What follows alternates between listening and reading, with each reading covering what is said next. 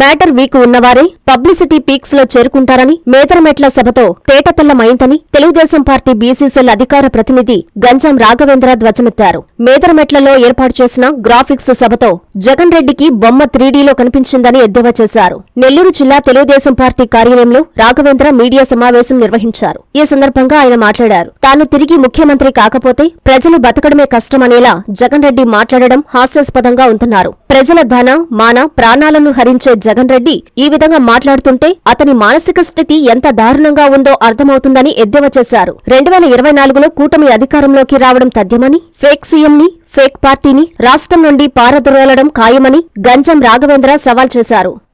ఈరోజు ఆంధ్రప్రదేశ్ రాష్ట్రంలో ఉండే ప్రజల యొక్క సంక్షేమాన్ని, ప్రజల యొక్క అవసరాలని తప్పుదోవ పట్టించి ఆంధ్రప్రదేశ్ రాష్ట్రానికి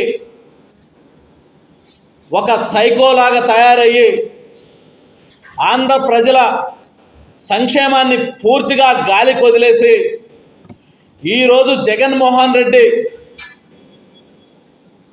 తను ఆంధ్రప్రదేశ్ రాష్ట్రాన్ని ఎంతో అభివృద్ధి చేసినట్లు, ఈరోజు ఆంధ్రప్రదేశ్ ప్రజలు తను లేకపోతే ఆంధ్రప్రదేశ్ ప్రజల యొక్క సంక్షేమం లేనట్టుగా ఎప్పటికీ కూడా మభ్యపెడుతూ మరొక్కసారి అధికారంలోకి రావడం కోసం ఆంధ్ర రాష్ట్ర ప్రజల యొక్క అమాయకత్వాన్ని అలుసుగా చేసుకొని ఇంకా నటిస్తూ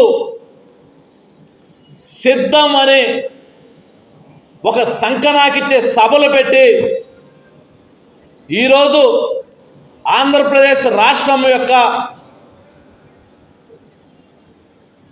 గౌరవాన్ని పూర్తిగా తుంగలో దొక్కి ఆంధ్ర రాష్ట్ర ప్రజల్ని అబాసుపాలు చేస్తున్నటువంటి పరిస్థితి ఈరోజు ఆంధ్రప్రదేశ్ రాష్ట్రంలో చూస్తూ ఉంటే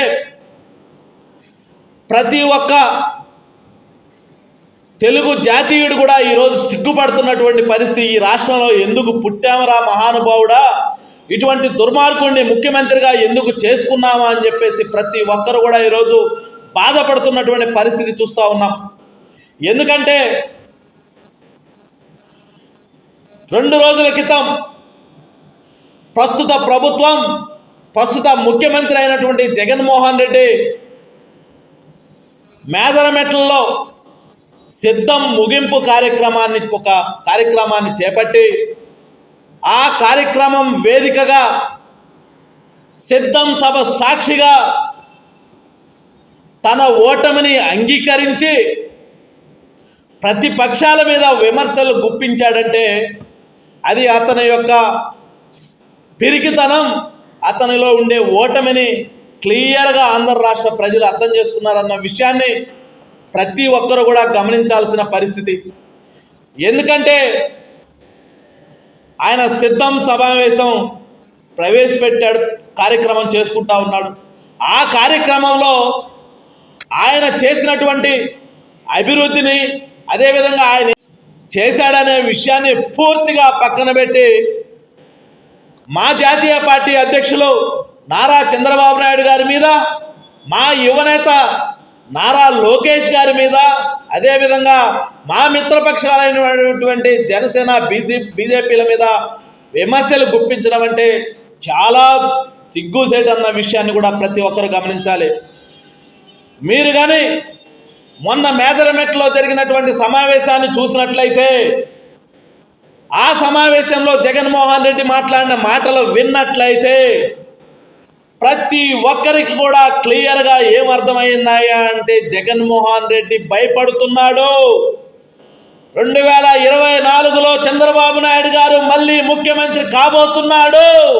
జగన్మోహన్ రెడ్డి మళ్ళీ ప్రతిపక్షంలో కూర్చోబోతున్నాడు, జైలుకు పోబోతున్నాడు అని చెప్పేసి ఆంధ్ర రాష్ట్ర ప్రజలకి ప్రతి ఒక్కరికి అర్థమైంది. ఎందుకయ్యా అంటే ఆయన సమావేశంలో ఆయన ప్రసంగిస్తూ అన్న గనక ముఖ్యమంత్రి అయితే అని 18 సార్లు ఉచ్చరిస్తే, నారా చంద్రబాబు నాయుడు గారు గనక ముఖ్యమంత్రి అయినట్లయితే అని 36 సార్లు ప్రసంగించి ఇండైరెక్ట్గా ఓ ఆంధ్ర ప్రజలారా మీకు కాబోయే ముఖ్యమంత్రి నారా చంద్రబాబు నాయుడు గారు అని చెప్పేసి సాక్షాత్తు జగన్మోహన్ రెడ్డి నిన్న మేదరమెట్లో చేపట్టినటువంటి సిద్ధం కార్యక్రమంలో చెప్పినటువంటి పరిస్థితి. ఈరోజు జగన్మోహన్ రెడ్డి గారు తెలుగుదేశం పార్టీ, జనసేన, బీజేపీ ఉమ్మడి కూటమితో 2014 రిపీట్ కాబోతా ఉంది. ఆంధ్రప్రదేశ్లో నారా చంద్రబాబు నాయుడు గారు ముఖ్యమంత్రిగా బాధ్యతలు చేపట్టబోతా ఉన్నారు. మళ్ళీ నరేంద్ర మోడీ గారు ప్రధానమంత్రిగా పగ్గాలు చేపట్టబోతా ఉన్నారు. నేను ఈ 5 సంవత్సరాల్లో చేసినటువంటి అవినీతి, దోపిడీ, దారుణాలు, హత్యలు, మానభంగాలన్నీ కూడా బయటపడతాయి. నన్ను మళ్ళీ వీళ్ళు చెంచులు కూడా జైలుకు పంపిస్తారనే ఒకే ఒక భయంతో ఈరోజు జగన్మోహన్ రెడ్డి గారు మళ్ళీ ఈ కపట నాటకాలకు తెరదీస్తూ ఇన్ని రోజులు ఈయన ఏవైతే పార్టీలని భయపెట్టాడో, ఇటు తెలుగుదేశం పార్టీని కానివ్వండి, జనసేనను కానివ్వండి, బీజేపీని కానివ్వండి, కమ్యూనిస్టులు కానివ్వండి, అదేవిధంగా ప్రజా సంఘాలని, ఉద్యోగ సంఘాలని, కుల సంఘాలని కూడా గడిచిన 5 సంవత్సరాల నుంచి అడుగు అడుగున అణగదొక్కుతూ వాళ్ళ మనోభావాలతో ఆడుకుంటూ వాళ్ళేస్తా ఉన్నా. అయితే ఈరోజు ఈ జగన్మోహన్ రెడ్డి నిన్న ఏదైతే సిద్ధం సభ మేదరమెట్లో చేశారో దానిలో మొత్తం గ్రాఫిక్సే. ఇప్పటి వరకు నిన్న ఏదైతే ముగింపు సభ జరిగిందో ఆ సభతో 4 సిద్ధం సభలు చేశారు. ప్రజలకు సంబంధించినటువంటి 600 కోట్లని సంకనాకిచ్చి వాళ్ళ యొక్క ఖాతాలకు ట్రాన్స్ఫర్ చేసుకొని వాళ్ళ యొక్క సంబంధించినటువంటి వ్యక్తులు వాటన్నిటిని కూడా కట్టబెట్టుకున్నారు. ఈ డబ్బంతా ఎవడి సొత్తు? మన ఆంధ్రులది, మన ప్రజలది. ఇది ఈ డబ్బు మొత్తాన్ని మీరు ఎందుకు ఈరోజు అనవసరంగా వేస్ట్ చేశారని చెప్పేసి నేను అడగట్లేదండో జగన్మోహన్ రెడ్డి గారు. సాక్షాత్తు మీరు వదిలిన బాణం మీ చెల్లాయి అడిగారండి. 600 కోట్లు ఎందుకు మీరు అన్యాయంగా ఈరోజు వేస్ట్ ఖర్చు చేశారు ప్రజాధనాన్ని అని చెప్పేసి అడిగారు. దేనికి మీ దగ్గర సమాధానం ఉందా జగన్మోహన్ రెడ్డి అని నేను అడుగుతా ఉన్నా. ఇదంతా ఒక ఎత్తు అయితే మేదరమెట్లో సభ 15 లక్షల మందితో పెట్టాలని చెప్పేసి ఒక పబ్లిసిటీ, విపరీతంగా పబ్లిసిటీ చేశారనుకోండి. ఆ పబ్లిసిటీ ఎక్కడదో కాదు, వాళ్ళకి క్లియర్గా అర్థమైపోయింది. ఆంధ్రప్రదేశ్ రాష్ట్రంలో ఉండే ప్రజలందరూ కూడా నారా చంద్రబాబు నాయుడు గారిని ముఖ్యమంత్రిగా కోరుకుంటున్నారు. నారా చంద్రబాబు నాయుడు గారు ముఖ్యమంత్రి కాబోతున్నారు. కాబట్టి ప్రజల్ని డైవర్ట్ చేయాలి. మా సభకి ఇంతమంది జనాభా వచ్చారని చెప్పేసి తెలుపుకోవడం కోసం మొత్తం గ్రీన్ మ్యాట్లు పరిచేశారు. గ్రీన్ మ్యాట్లు పరిచి రాని జనాభాని వచ్చినట్టు విఎఫ్ఎక్స్ ఒకటి క్రియేట్ చేసి దాని ద్వారా ఆంధ్ర రాష్ట్ర ప్రజల్ని తప్పుదోవ పట్టిస్తూ ఆడ 1,00,000 మంది కూడా రాలే, సరిగ్గా 14 లక్షల మంది 15 లక్షల మంది వచ్చారని చెప్పేసి చెప్పుకోవడానికి సిగ్గుండాలి. ఎందుకంటే ఇలా క్లియర్గా తెలుసు జనాభా అంతమందికి రారు, సభ ఫెయిల్యూర్ అవుతుంది. కానీ మనమేమో పబ్లిసిటీ విపరీతంగా చేసుకున్నాం. ఎందుకంటే ఇలా తెలుసు క్లియర్గా, ప్రతి ఒక్కరు తెలుసు మ్యాటర్ ఎక్కడైతే వీక్ ఉంటుందో పబ్లిసిటీ అక్కడే పీక్స్లో ఉంటుంది. దాన్ని దృష్టిలో పెట్టుకుని వాళ్ళు ఆ విధంగా చేసినటువంటి పరిస్థితి. నేను ఈ సందర్భంగా ఆంధ్ర రాష్ట్ర ముఖ్యమంత్రి గారి జగన్మోహన్ రెడ్డి గారికి ఒకటే చెప్తా ఉన్నా, మీకులాగా మా పార్టీ, మా జాతీయ అధ్యక్షులు నారా చంద్రబాబు నాయుడు గారు కానీ, లోకేష్ గారు కానివ్వండి, ఈ విధంగా జనాల్ని మభ్యపెట్టి డైవర్ట్ చేసే పనులు చేయరు. నిన్న సిద్ధం వేదికగా భయపడుతూ ఆయనలో మొదలైన ఆ భయంతో ఈరోజు ఆంధ్రప్రదేశ్ రాష్ట్రంలోని ప్రజలందరినీ కూడా బ్లాక్మెయిల్ చేస్తూ బ్లాక్మెయిల్ రాజకీయాలకు తెరదీసినటువంటి పరిస్థితి.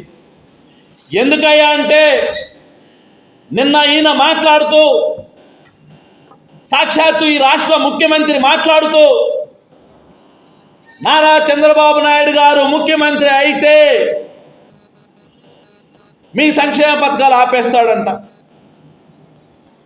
వైఎస్ జగన్మోహన్ రెడ్డి గారు ముఖ్యమంత్రి కాకపోతే పెన్షన్ తీసేస్తారంట, వైఎస్ జగన్మోహన్ రెడ్డి ముఖ్యమంత్రి కాకపోతే విదేశీ విద్యలు ఉండమంటున్నాడు. ఈ విధంగా ఆంధ్రప్రదేశ్ రాష్ట్రానికి మొత్తానికి సంక్షేమం ఆయనే చేసినట్టు, ఆంధ్ర రాష్ట్ర ప్రజల యొక్క ఆర్థిక అభివృద్ధి గురించి ఆయనే ఆలోచించినట్టు నిన్న సిద్ధం వేదికగా ఆంధ్ర రాష్ట్ర ప్రజల్ని భయభ్రాంతులకు గురి చేస్తూ వాళ్ళని బ్లాక్మెయిల్ చేస్తున్నటువంటి పరిస్థితి.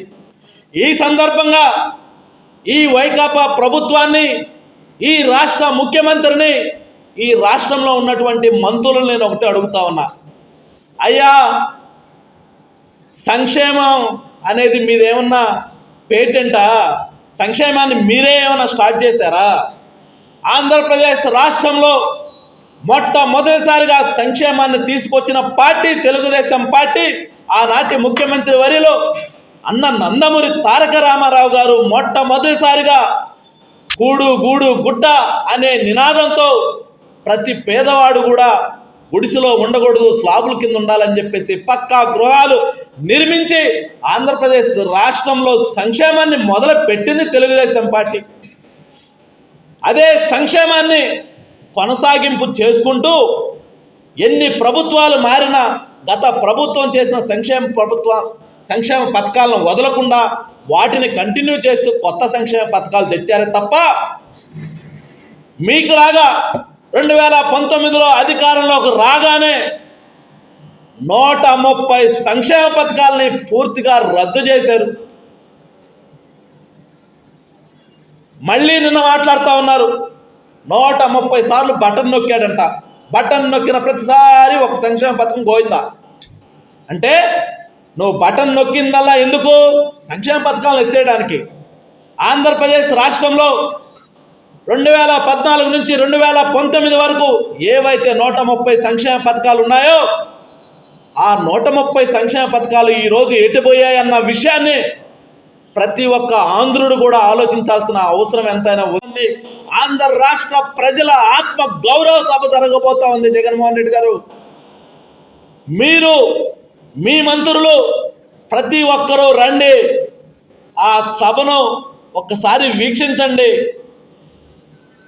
మొత్తం ఒరిజినల్ క్వాలిటీ హెచ్డి వీడియోస్ చూపిస్తాం, ఒరిజినల్ క్వాలిటీ హెచ్డీస్తో చూపిస్తాం. ఏం విఎఫ్ఎక్స్లు పెట్టాం, ఎడిటింగ్లు పెట్టాం. అప్పుడు చూడండి ఎంతమంది జనాభా వస్తారు. అది చూసి మీరు డిసైడ్ అవ్వండి, ఇటు తాడేపల్లి పోవాలో, లేకపోతే ఇడుపులపాయ పోవాలో, లేకపోతే బెంగళూరు పోవాలో, హైదరాబాద్ పోవాలో, లండన్ పోవాలో. ప్యాకర్స్ మూవర్స్ మేమే ఇస్తాం, తాడేపల్లి నుంచి మేమే మీ లగేజ్ మొత్తం సర్దిస్తాం. సిద్ధంగా ఉండండి జగన్మోహన్ రెడ్డి గారు. మీరు సిద్ధం అని చెప్పేసి ఆంధ్ర రాష్ట్రంలో మొత్తం ఎక్కడ పడితే అక్కడ ప్రజల ధనంతో హోర్డింగులు పెట్టి ఈరోజు ఆంధ్ర రాష్ట్రంలో ఆర్థిక పరిస్థితిని, ఆర్థిక వ్యవస్థని దెబ్బతీసినటువంటి పరిస్థితి. నిన్న ఆ వేదికగా మా తెలుగుదేశం పార్టీ యొక్క మేనిఫెస్టోని బాగా ప్రచారం చేశారు. దానికి మా తరఫున మీకు ధన్యవాదాలు జగన్మోహన్ రెడ్డి గారు. ఎస్, తెలుగుదేశం పార్టీ అధికారంలోకి రాబోతా ఉంది. మేమేదైతే సూపర్ 6 మేనిఫెస్టో ప్రవేశపెట్టామో దానిని 100% తూచా తప్పకుండా అర్హులైన ప్రతి ఒక్కరికి కూడా అందించే బాధ్యత నారా చంద్రబాబు నాయుడు గారు తీసుకుంటారు. మీ మేనిఫెస్టో ఒకసారి చూసుకోండి. నువ్వేదైతే నీ మేనిఫెస్టోలో ఇచ్చిన ప్రతి హామీని కూడా ఇంప్లిమెంట్ చేసిన హామీలు ఫేక్, మీ మేనిఫెస్టో ఫేక్, మీ మీటింగ్లు ఫేక్, మీ యొక్క జీవోలు కూడా ఫేక్. ఇన్ని ఫేక్లు వచ్చాయంటే ఒక ఫేక్ లీడర్ యొక్క ప్రోద్బలంతో ఇవన్నీ వచ్చాయని చెప్పేసి ఈరోజు ఆంధ్రప్రదేశ్ రాష్ట్రంలో ప్రజలందరూ కూడా ఆలోచిస్తున్నటువంటి పరిస్థితి. కాబట్టి ఈరోజు ఆంధ్రప్రదేశ్ రాష్ట్రంలో ఉండే ప్రతి ఒక్కరికి తెలియజేస్తూ ఉన్నాం, తెలుగుదేశం పార్టీ, జనసేన, బీజేపీల కూటమి 2024లో అధికారంలోకి రాబోతా ఉంది. మీకు ఏవైతే హామీలు తెలుగుదేశం పార్టీ ఇచ్చిందో, ఉమ్మడి మేనిఫెస్టో ఏదైతే రేపు 17వ తేదీ చిలకలూరిపేటలో ప్రవేశపెట్టబోతా ఉన్నారో, ప్రతి ఒక్క హామీని కూడా నెరవేర్చే బాధ్యత రాబోయే ప్రభుత్వం తీసుకుంటుంది. కాబట్టి ఈ ఫేక్ సీఎంని, ఈ ఫేక్ పార్టీని ప్రతి ఒక్కరు కూడా ఆంధ్రప్రదేశ్ రాష్ట్రం నుంచి పారదోలే బాధ్యత తీసుకోవాలని, ఆంధ్రప్రదేశ్ రాష్ట్రంలో సిద్ధం సభలు ఏవైతే ఉన్నాయో వాటన్నిటినీ కూడా ఒక బెదిరింపు సభలుగా, ఒక వేధింపుల సభలుగా, ఒక ఫేక్ సభలుగా ఈరోజు ప్రజలందరూ డిసైడ్ అయ్యారని చెప్పేసి వైకాపాలో ఉండే నాయకులందరూ కూడా గుర్తుంచుకొని మీ తట్టాబుట్టా సర్దుకొని వెళ్ళే రోజులు దగ్గర పడ్డాయని చెప్పేసి మీకు అందరికీ గుర్తు చేస్తూ, తెలుగుదేశం పార్టీ అధికారంలోకి రాబోతుంది. చంద్రబాబు నాయుడు గారు ముఖ్యమంత్రి అవబోతూ ఉన్నారు. నరేంద్ర మోడీ గారు ప్రధానమంత్రిగా బాధ్యతలు చేపట్టే రోజులు దగ్గరలో ఉన్నాయని చెప్పేసి తెలియజేసుకుంటూ మీ దగ్గర సెలవు తీసుకుంటా ఉన్నాం. తల్లిదండ్రులకు పిల్లలంటే ఎంతో ప్రాణం. వారి ఆరోగ్యం కోసం ఎంతగానో తపిస్తారు. పిల్లలకేదైనా ఆరోగ్య సమస్యొస్తే తల్లడిల్లిపోతారు. వైద్య రంగంలో వస్తున్న మార్పులకు అనుగుణంగా అత్యున్నత ప్రమాణాలు పాటిస్తూ చిన్నారుల ఆరోగ్య వికాసానికి సంరక్షణనిస్తోంది నారాయణ హాస్పిటల్. ఆహ్లాదకరమైన వాతావరణం, అంతర్జాతీయ స్థాయి వసతులతో మీ పిల్లల వైద్య సంరక్షణకి సంజీవినిలా వైద్య సేవలందిస్తోంది నారాయణ. పుట్టిన బిడ్డ నుండి 16 ఏళ్ల వరకు ఎలాంటి అనారోగ్య సమస్య అయినా ఇప్పుడు మహానగరాలకు వెళ్లాల్సిన అవసరం లేదు. కార్పొరేట్ హాస్పిటల్స్ కి దీటుగా అనుభవజ్ఞులైన పీడియాట్రిషియన్స్, ఆధునిక ఇన్ఫ్రాస్ట్రక్చర్, 24/7 పీడియాట్రిక్స్ ఎమర్జెన్సీ సేవలు, అత్యాధునిక వెంటిలేటర్ సౌకర్యం కలిగిన PICU, నియోనాటాలజిస్ట్ ఆధ్వర్యంలో అత్యాధునిక సదుపాయాలందించే NICU కలదు. అతి తక్కువ ఖర్చుతో అత్యుత్తమ చికిత్సను అన్ని వర్గాల వారికి అందిస్తోంది నారాయణ హాస్పిటల్. పీడియాట్రిక్ విభాగం, చింతారెడ్డిపాలెం.